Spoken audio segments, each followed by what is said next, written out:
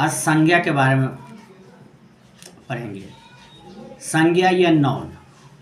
संज्ञा किसी वस्तु, भाव और जीवन के नाम का बोध हो। संज्ञा किसी विशेष वस्तु, भाव और जीवन के नाम का बोध हो, उसे संज्ञा कहते हैं। संज्ञा किसी वस्तु, नाम या स्थान को ही संज्ञा कहते हैं। दुनिया में जितने भी चीज़ है ना, नाम तो है, तो सब संज्ञा है। जैसे प्राणियों के नाम मोर, घोड़ा, हिरन। अब नाम हुआ जवाहरलाल नेहरू, महात्मा गांधी,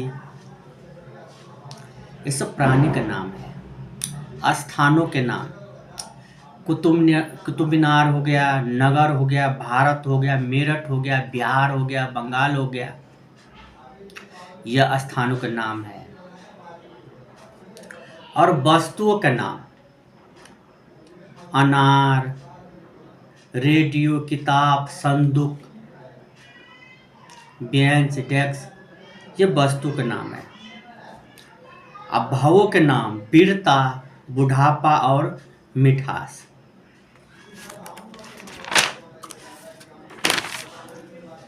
संज्ञा के 5 भेद होते हैं।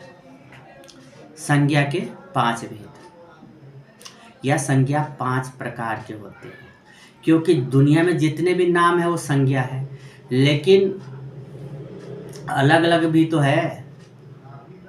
जैसे बच्चा है, बच्चा के तो नाम बहुत सारे हो सकते हैं, इसलिए संज्ञा के 5 भेद रहते हैं।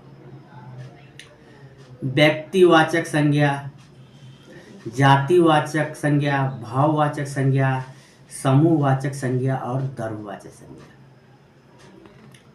अब हम पहले व्यक्तिवाचक संज्ञा। जिस शब्द से किसी विशेष व्यक्ति, वस्तु या स्थान के नाम का बोध हो, उसे व्यक्तिवाचक संज्ञा कहते हैं।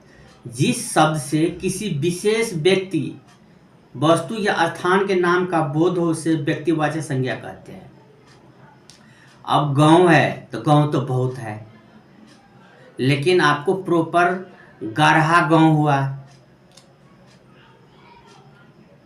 सहरबा गांव हुआ, तो गांव तो खास हो गया ना। कहेगा ना किस गांव के हो, खास। तो इसी का अर्थ है प्रॉपर या व्यक्तिवाचक। जैसे व्यक्ति का नाम रवीना, सोनिया गांधी, श्याम हरि। रवीना लड़की होगी, लेकिन लड़की बोलेंगे तो वैसा ना, उसका प्रॉपर नाम होना चाहिए ना। तो लड़की का नाम है रवीना। सोनिया गांधी भी महिला है, श्याम हरि। अब वस्तु का नाम कार, टाटा चाय, कुरान, गीता, रामायण, ये सब। स्थान के नाम ताजमहल, कुतुब मीनार, जयपुर। दिशाओं के नाम उत्तर, दक्षिण, पूर्व, पश्चिम। देशों के नाम भारत, जापान, अमेरिका। अब चलते हैं जातिवाचक संज्ञा। जिस शब्द किसी जाति, सभी प्राणी या पदार्थ का बोध हो। जिस शब्द से किसी जाति, सभी प्राणी या पदार्थ का बोध हो, उसे जातिवाचक संज्ञा कहते हैं।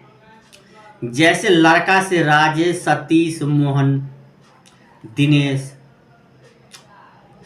लड़की से सरिता, मीना, गीता। पशु पक्षियों से गाय, घोड़ा, कुत्ता। वस्तु से मकान, कुर्सी, पुस्तक, कलम। और भाववाचक संज्ञा, जिस शब्द से किसी पदार्थ के गुण, भाव, स्वभाव या आस्था का बोध होता है।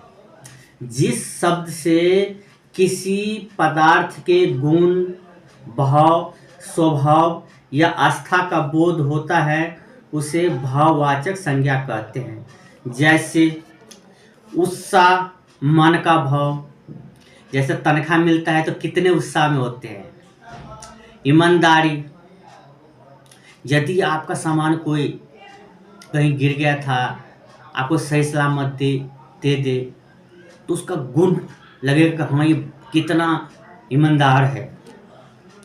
या आपको पैसा लिया और टाइम पर दे दे और जो आपको क्षतिपूर्ति भी दे दे तो आप कहोगे इसमें ईमानदारी है।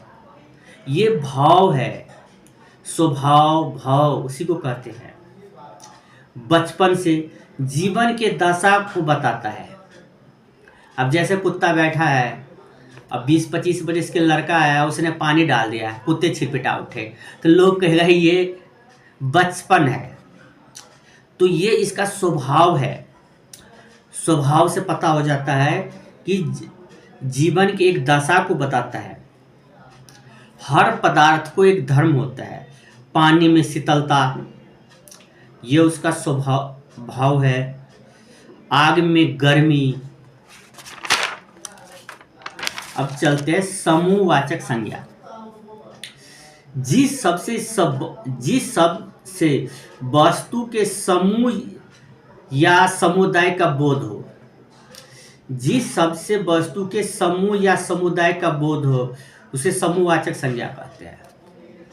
अब जैसे छठ पर्व है, छठ पर्व के घाट पर कितने लोग होते हैं आस्था में, एक समूह होते हैं, उसी को समूहवाचक कहते हैं। जैसे व्यक्ति के समूह, अब कई भाषण होते हैं, नेता आते हैं, कितना भीड़ होते हैं। सैनिक का ग्रुप किसी बॉर्डर पे है तैनात, उसका ग्रुप होते हैं। मंडल, अब कीर्तनिया मंडल होता है, कितने लोग होते हैं, झायल, कीर्तन, सब तरह का अलग अलग होते हैं ना, तो एक मंडल हो गया। अब द्रव्यवाचक संज्ञा, जिस संज्ञा के नाप तौलने वाले वस्तु का बोध हो, जिस संज्ञा से नाप तौल वाली वस्तु का बोध हो। अब नाप तौल, चावल, दाल, गेहूं, तेल, ये सब हम नाप तौल कर सकते हैं। नाम तो है, संज्ञा तो है, लेकिन वो द्रव्यवाचक, जिसको हम नाप तौल के ही लेते हैं। जैसे तांबा, पीतल, चावल, घी, तेल, सोना, लोहा।